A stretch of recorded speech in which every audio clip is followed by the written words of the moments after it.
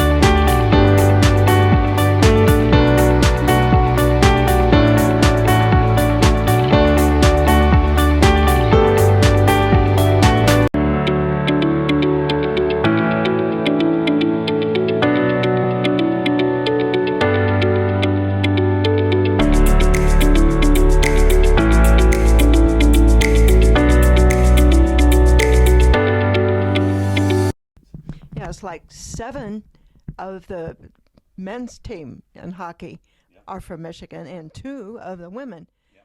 And every time I love to watch women play hockey, because as a kid, I grew up playing hockey on our pond, but people would come and skate, and as soon as there were enough guys to make up a team, my dad kicked me off. So I really love to watch women play hockey. For sure, that's awesome.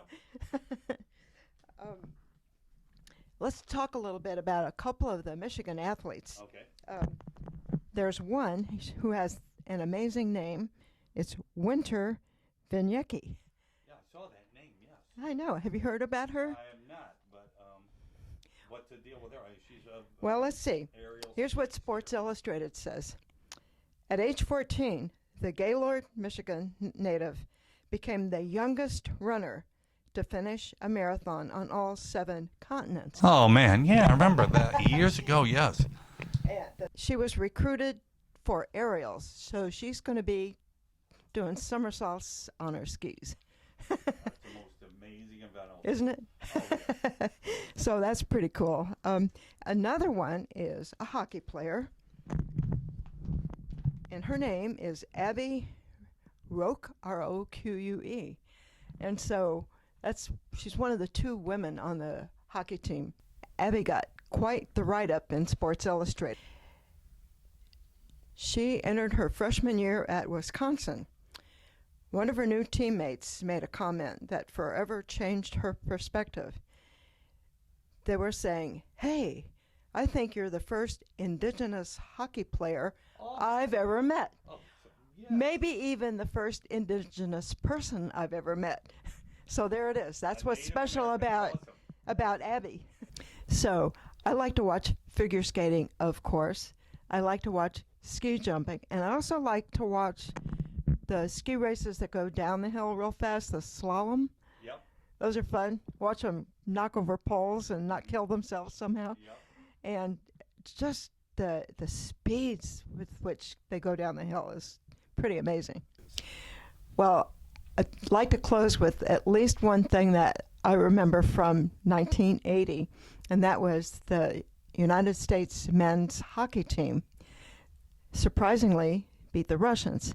And one of the people, in fact the captain of that team, was Mike Eruzione, who lived around the corner from me in Winthrop, Massachusetts, and had a chance to meet him. So it was pretty cool. We were all jumping up and down and screaming during that game, so it was fun.